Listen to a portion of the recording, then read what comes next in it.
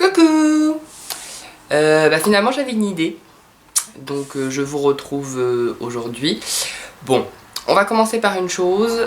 Effectivement, ma vidéo d'avant était beaucoup trop longue. Sur le coup, je me suis dit, bon je peux pas enlever plus. Vous aurez la queue de O'Malley. Je peux pas enlever plus parce que c'est trop important et tout. Et en la regardant bien après, j'ai vu toutes les scènes que j'aurais pu couper, où ça aurait été vachement plus dynamique tout ça. Donc écoutez, hein, on fera mieux la prochaine fois. Je peux pas vous dire mieux. Au moins comme ça, enfin vous pouvez voir du coup la couleur après quelques shampoings. C'est beaucoup mieux. Hein. Moi je préfère. Voilà. On va toujours pas parler maquillage. Désolé, mais là les idées que j'ai en ce moment c'est sur les cheveux. Donc le retour de la petite liste. Toujours écologique puisque c'est une enveloppe. Voilà. Donc on va parler de quelques petits sujets qui moi me semblent importants.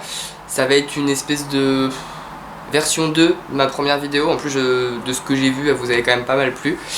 Donc écoutez, on va commencer par ça. Alors, je vais me référer à ma petite liste. On va commencer par parler couleur. Ce qu'il faut savoir quand même sur la couleur, en règle générale, c'est qu'il y a plusieurs types de coloration. Vous avez la coloration permanente, vous avez la coloration semi-permanente, fugace, enfin bon bref, vous en avez quand même pas mal. Qui dit permanent dit vraiment permanent, c'est-à-dire que vous faites une couleur, même si vous attendez 6 mois, vous aurez toujours de la couleur sur le cheveu, puisque en fait le principe d'une couleur c'est que ça va éclaircir votre cheveu pour apporter les pigments artificiels. Donc en fait au fur et à mesure du temps vous allez vous retrouver avec ce qu'on appelle, si vous avez vu si vous faites partie de l'élite qui a vu ma vidéo d'avant, pour tomber sur votre fond de décoloration. Donc en fait votre couleur est toujours là, c'est juste que elle est passée en quelque sorte. Mais c'est pas vraiment ça dont je voulais parler. Je voulais parler des premiers cheveux blancs, parce que je pense que vous êtes nombreux et nombreuses à avoir quelques petits cheveux blancs par-ci par-là. Et vous vous dites peut-être, faut vraiment que je fasse quelque chose, faut que je fasse une couleur, là, je supporte pas, machin et tout. Alors déjà, le cheveu blanc n'est pas... c'est pas forcément un signe de vieillesse, hein. Moi je sais que j'ai des cheveux blancs depuis que j'ai une quinzaine d'années. Bon, c'est dû à ma couleur naturelle, ça n'a rien à voir avec mon âge. Déjà de 1, de 2 ça ajoute souvent beaucoup de caractère à la personne, mais bref, si vous aimez pas c'est une chose, mais par pitié ne faites pas une couleur tête entière. Si vous avez très peu de cheveux blancs, c'est vraiment pas nécessaire, il faut que vous fassiez quelque chose d'un petit peu plus subtil. Donc on prend de la couleur si vous voulez, de votre couleur naturelle, et on vient sur chaque cheveu blanc, ou si vous en avez un petit peu plus on fait un balayage si vous voulez, un balayage coloré, pour cacher ce que vous avez envie de cacher sans pour autant vous faire une couleur complète qui va pour le coup vous demander de l'entretien, puisqu'il y aura de la racine, faudra refaire tous les mois, tout ça. Le but quand même, c'est que ça reste un plaisir d'aller chez le coiffeur. S'il n'y a pas de plaisir, ça n'a aucun intérêt que vous veniez, hein. Clairement, vous passez un mauvais moment. Pour le coiffeur, c'est pas cool non plus, parce que lui, il essaye quand même un minimum de vous faire passer un bon moment. Si vous êtes vraiment pas dans ce mood-là, bon, c'est pas terrible, ni pour l'un, ni pour l'autre. Donc voilà, si jamais vous voulez couvrir vos cheveux blancs mais que vous n'avez pas envie de passer par une couleur, pensez au balayage. Alors pas un balayage blond, hein, un balayage coloré. Ça va vous permettre de pouvoir cacher ce que vous avez envie de cacher sans pour autant avoir de la racine, tout ça. Couleur naturelle, vous avez toujours la racine qui est un petit peu plus foncée que les longueurs. Ça c'est pour tout le monde pareil. Donc quand on recrée une couleur, quand vous demandez une couleur à votre coiffeur, pour éviter l'effet casque, demandez pas une couleur uniforme partout. Ça va quand même à très peu de monde, hein, le fait d'avoir la même couleur partout, sans reflet, c'est ce qu'on appelle une couleur casque. Donc pour que votre couleur se rapproche le plus d'une couleur naturelle, après même si vous changez de votre couleur naturelle à vous, mais que vous voulez rester quand même dans quelque chose de naturel, soit plus clair, soit plus foncé, il faut respecter quelques règles. La racine, votre racine, toujours plus foncé. Alors quand je vous dis plus foncé, c'est pas 3-4 tons de plus, hein, c'est 1 ton, voire 2 tons grand maximum de plus. Les longueurs très légèrement plus claires, très légèrement plus claires, compliqué à dire. Et dans les longueurs, des reflets, c'est-à-dire des mèches un petit peu plus claires, des mèches un petit peu plus foncées. Faut qu'il y ait du mélange, faut qu'il y ait du reflet, faut qu'il y ait de la dimension à votre couleur. Sinon, pour le coup, vous n'aurez pas une couleur naturelle. Donc effectivement, ça va peut-être être un peu plus onéreux, parce que ça demande un travail, hein, c'est un boulot d'être technicien, d'être coloriste. Donc si vous voulez une belle couleur, à un moment donné, il faut aussi régler la prestation. Donc voilà. C'est comme pour les ongles, comme pour le maquillage, comme pour beaucoup de prestataires. Si vous voulez avoir du bon travail, il faut régler quand même une certaine somme. C'est pas toujours le cas, je vous l'accorde, mais quand même dans la globalité des cas.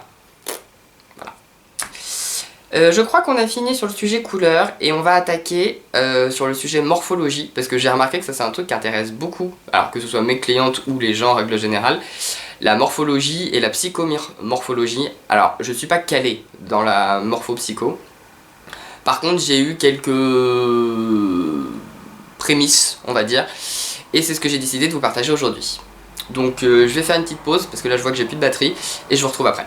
Je me suis pas mal aidé du livret de formation qu'on m'avait donné quand j'étais en école de maquillage, parce qu'on avait eu 2 jours, je crois, 2 ou 3 jours de morphopsychologie, et j'avais trouvé ça hyper intéressant parce que j'avais découvert qu'on pouvait rigoureusement tout voir sur le visage de quelqu'un. Vous pouvez connaître toute sa vie juste en observant son visage, c'est quand même assez dingue. Je vais quand même m'aider de mon petit fascicule pour pas vous dire non plus trop de bêtises. Je vais pas rentrer trop dans la morphopsycho parce que c'est quand même c'est des formations qui se payent, donc je vais pas le faire de manière gratuite si vous voulez, je vais pas voler l'argent des autres, mais je vais quand même vous orienter pour que vous sachiez en fait quand vous allez dans votre salon de coiffure ou que vous allez voir votre maquilleuse ou autre, qu'est-ce que vous avez envie et qu'est-ce qui irait le mieux à votre visage. Voilà, à votre visage, à vos émotions, tout ça, parce qu'en fait tout est relié si vous voulez. Votre visage constitue ce que vous pensez, ce que vous êtes. Voilà. Alors, déjà on va parler forme de visage, parce que vous avez plusieurs formes de visage. Alors, principalement le visage parfait, c'est le visage ovale. Après, c'est quand même, voilà, on est dans la vie réelle, donc tous les visages ne sont pas, enfin, il n'y a pas que des visages ovales, que des visages ronds, que des visages carrés. C'est un peu plus compliqué que ça. Disons que pour connaître vraiment la forme de votre visage, il vaut mieux couper votre visage en deux. Donc toute cette partie-là et toute cette partie-là. Parce que très souvent, c'est deux parties qui sont différentes. Alors on va prendre mon exemple, parce que comme ça du coup vous verrez mieux. Moi par exemple, j'ai le bas du visage qui est très ovale et le haut du visage qui est entre rectangle et... Parce que j'ai des espèces de golfs là, donc ouais, qui est un petit peu rond, voire un petit peu rectangle à certains endroits. Vous voyez, j'ai pas une forme de visage qui est définie vraiment. Donc je vais juste vous faire la petite liste si vous voulez de toutes les formes de visage. Donc vous avez le visage rond, vous avez le visage carré, vous avez le visage ovale, vous avez le visage hexagonal je crois. C'est ça, écoutez j'avais raison. Vous avez aussi les visages allongés, les visages plus courts, vous avez les visages en cœur, donc qui sont comme un cœur en fait si vous voulez, hein, je sais pas trop comment vous expliquer ça autrement. Donc voilà, vous avez quand même pas mal de formes de visage.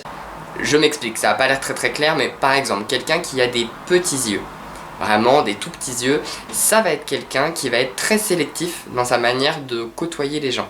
Il va avoir des amis, mais très peu, en petit nombre, parce que il est en sécurité dans un petit cocon.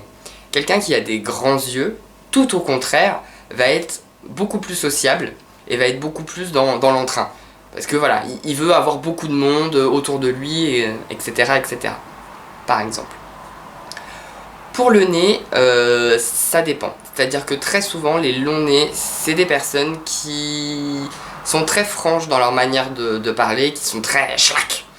Un peu, voilà, le nez, c'est quand même une partie qui est assez visible. S'il est très droit et très long, c'est quelqu'un qui ne mâche pas ses mots. C'est quelqu'un qui va, voilà, il va pas tortiller du pour droit, voilà. Voilà. Un visage un nez pardon, un peu plus rond, c'est quelqu'un qui va qui va être plus dans la douceur, dans la manière d'exprimer les choses. Et les petits nez, écoutez, c'est très mignon les petits nez, hein, j'en sais pas plus.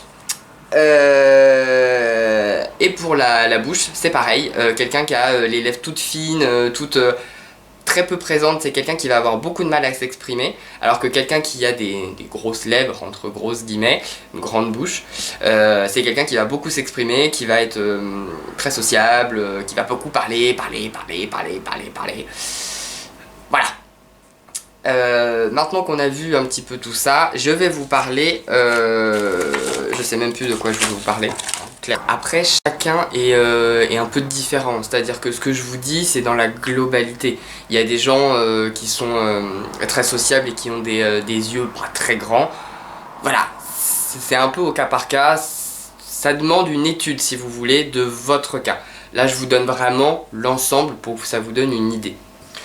Alors, pour revenir sur les différentes parties du visage, parce que je suis pas sûr que c'était très clair, la partie du front, c'est la partie du mental. Quelqu'un qui va avoir un grand front, ou cette partie-là qui va être très présente du moins, c'est quelqu'un qui va énormément réfléchir. Énormément réfléchir. Et si... on me l'a gentiment fait remarquer, donc je le sais, mais si vous avez une petite bosse, entre guillemets, à ce niveau-là, c'est vraiment la délimitation entre ce qui est réalisable et votre imaginaire. Votre imaginaire, il est vraiment tout le plus haut, si vous voulez. Donc, toute cette partie-là, c'est votre imaginaire. Et toute cette partie-là, c'est votre partie réaliste, entre guillemets. Ce qui fait que ces gens-là sont très créatifs, mais vont quand même réussir à mettre leurs idées en pratique. Voilà. Toute cette zone-là, c'est une partie qui est assez émotive. Quelqu'un qui a les joues bien rondes, qui a les pommettes très visibles, c'est quelqu'un qui va être très empathique. C'est quelqu'un qui va être dans l'amour. Vraiment, il va aimer les gens, il va aimer aider les gens. Voilà, c'est toute cette partie-là, plus elle est présente, plus c'est un signe de confiance, entre grosses guillemets. Et tout ce qui est le bas du visage, c'est la parole, c'est la manière de s'exprimer. Voilà, donc en fonction de la taille des lèvres, tout ça, vous avez plusieurs manières de vous exprimer. Ça vous donne, si vous voulez, une idée de ce que votre visage peut dégager et peut dire sur vous. Vous pouvez également couper votre visage en deux, puisque en fait, je pense que tout le monde le sait, mais le visage n'est absolument pas symétrique. Et alors il y a plus ou moins une raison. Alors après, on y croit, on n'y croit pas, mais enfin moi je sais quand même, on m'avait dit ça à cette fameuse masterclass, ça m'avait beaucoup impressionné. C'est qu'en fait on a un côté passé et un côté vivant. Et très souvent, non, attendez je vous dis des bêtises, un côté passé et un côté présent, voilà. Donc le côté présent, c'est très souvent le côté sur lequel vous écrivez. Par exemple, moi j'écris de la main gauche, je suis gaucher, mon visage présent, c'est le gauche. Et le visage passé, c'est la droite. Et en fonction, si vous voulez, de ça, on va observer les traumatismes que vous avez pu avoir et si vous en êtes sorti, si vous êtes encore dedans, etc. Une grosse asymétrie, voilà, au niveau des deux parties de votre visage, ça montre que vous avez par exemple eu soit un passé très douloureux où vous avez du mal à vous en sortir, ou alors un présent qui est très douloureux et vous êtes dans le présent, donc c'est pas prêt de partir. Les décalages, si vous voulez, entre les deux parties, c'est ça. On peut voir par exemple, moi pour me prendre moi, si vous voulez, j'avais tout le côté passé, était très plat, très figé, si vous voulez, parce que j'ai eu un passé qui a fait que, et l'autre côté de mon visage était beaucoup plus ouvert, beaucoup plus accueillant, voyez. Alors pour quelqu'un qui observe mon visage, il le voit, après dans la vie de tous les jours, c'est pas le genre de truc qu'on voit comme ça, hein. Mais c'est quand même assez impressionnant de se dire que, voilà, quelqu'un qui ne vous connaît pas, donc moi je ne vous connais pas par exemple, vous êtes en face de moi et je peux savoir, alors sans pour autant vous le dire, parce que c'est, voilà, je peux savoir s'il y a eu des traumatismes dans votre passé, si c'est actuellement vous êtes bien dans votre vie ou vous êtes encore en retenue, c'est des choses qu'on peut savoir ne serait-ce qu'en regardant votre visage. Voilà. Et je vais juste vous lire les trois étapes du visage. Je vais vous le lire, alors je vais pas te dire beaucoup de trucs qu'il y a là-dedans, mais là c'est quand même important pour vraiment resynthétiser ce que j'ai dit, au cas où c'est pas clair, au moins voilà. Donc toute cette zone-là, c'est la zone de la pensée. Elle va vous permettre de réfléchir, de rêver et d'imaginer. Donc c'est le front et les yeux. toute cette partie-là, c'est l'état affectif. Donc ça va vous permettre d'aimer, d'éprouver, de ressentir, et ça va vous donner aussi le sens des valeurs. Donc vous avez les pommettes et le nez. Et tout ce qui est bas du visage, donc c'est l'étage instinctif, donc la mâchoire et la bouche. C'est le faire, le bon sens, la volonté et la racine.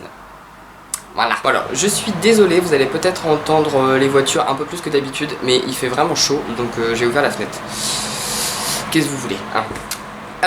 Là, on va passer à une partie de la vidéo où je suis un petit peu plus à l'aise, on va dire ça comme ça, parce qu'on va parler de la morphologie et de la coiffure, bah, évidemment, hein.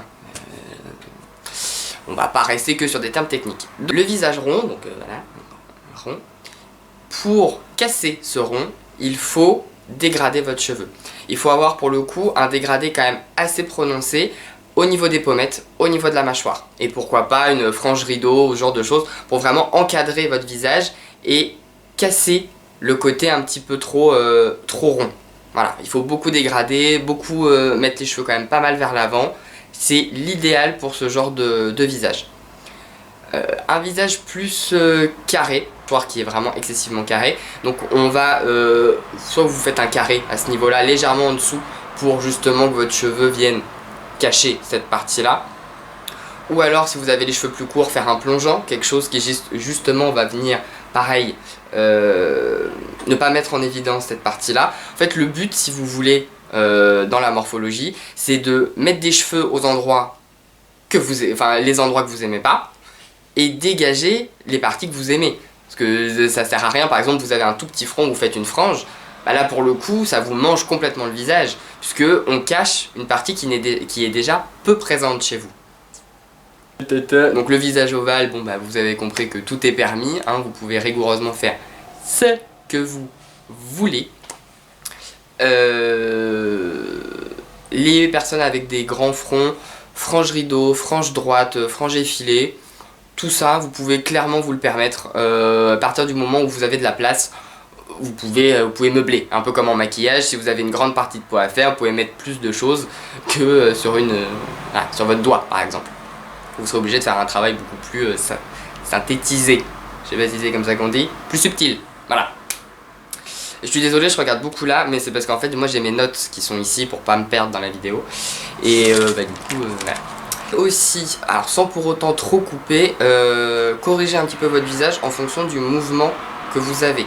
Alors vous pouvez garder votre mouvement naturel, voilà, sur cheveux mouillés, vous les mettez à l'arrière et vous voyez, bon là ça ressemble à rien, mais vous voyez un peu où il se place naturellement, et c'est ça votre mouvement naturel. Ou alors, ce que beaucoup de gens font, c'est des raies, donc une raie au milieu ou une raie sur le côté, ou des raies en zigzag, voilà. La raie au milieu, ça va si ce que vous voulez cacher, c'est principalement les côtés de votre visage. Donc les pommettes, la mâchoire et vraiment l'extérieur de votre visage. Ça, il n'y a pas de problème, du coup, raie au milieu, parfait.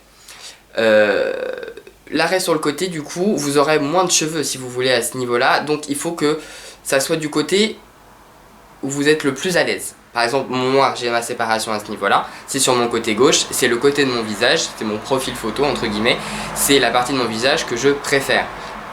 Et j'ai plus de cheveux sur la partie que j'aime moins, entre grosses guillemets, voilà, ça me dérange moins de la cacher, et du coup j'ai un équilibre, puisque je mets en avant le côté de mon visage que je préfère, et je cache un petit peu ce que j'aime moins chez moi, par exemple. Donc votre mouvement, il faut vraiment aussi le choisir en fonction de ce que vous voulez, de ce que vous recherchez sur votre visage, ce que vous voulez mettre en avant, ce que vous voulez cacher. Alors, quand je dis cacher, c'est un grand mot, hein. Le but n'est pas de créer des complexes à des gens qui n'en ont pas, hein, soyons clairs. Vous avez tout à fait le droit de vous faire une frange, même si vous avez un petit front. L'homme a ce qu'on appelle un libre arbitre, donc... L'homme a ce qu'on appelle un libre arbitre, donc vous faites rigoureusement ce que vous voulez. Ce que je vous donne encore une fois, ce sont des conseils, et c'est pour ça que vous allez la plupart du temps chez des coiffeurs ou des maquilleurs, parce que eux ont appris ce genre de choses et peuvent le savoir juste en vous regardant. Après, normalement, on ne vous fait pas quelque chose que vous ne souhaitez pas. Si vraiment vous aimez pas les franges, ben on va pas vous faire une frange, même si pour votre visage ce serait mieux. Et puis il y a aussi des fois où la morphologie et la colorimétrie, sur le papier, effectivement c'est comme ça, dans la réalité c'est autre chose. Si vous avez dans votre fort intérieur l'instinct qu'il faut faire ça, suivez votre instinct parce que, une fois sur une à peu près, si vous suivez votre instinct, normalement il ne devrait pas y avoir de problème. Voilà.